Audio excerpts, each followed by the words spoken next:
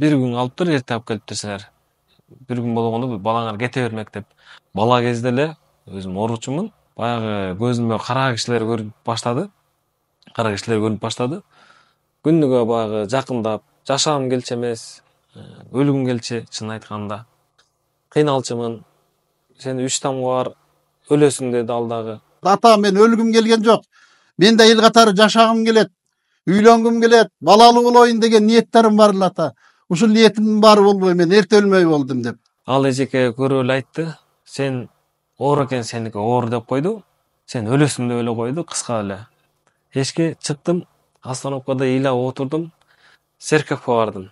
Барып ушу Исаак пайгамбар ушу жаратканыма үнүм жетпей атат, үнүм жеткизиңизчи деп бардым.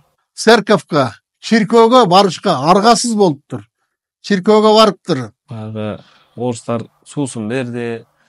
Иштим, баарын иштим, уже мага мындай айтканда мен жашоонун деле уже кереги жок болчу да. Менин үнүмдү Аллахка жеткизиңиз. Мен ушунчалык оорудум, кыйналдым деп ыйладым дейт. Анан ортодон эле бир кара тубан басты. Канча жолу суицидке барайын дедим дейт. Өзүмдү өлтүрө албай койдум мен дейт. Жанымды кыя албай койдум дейт. Жашагым келди. Баягы айткандарын аткардым. Биз Алланын өкүмүн аткарган бир пендебиз.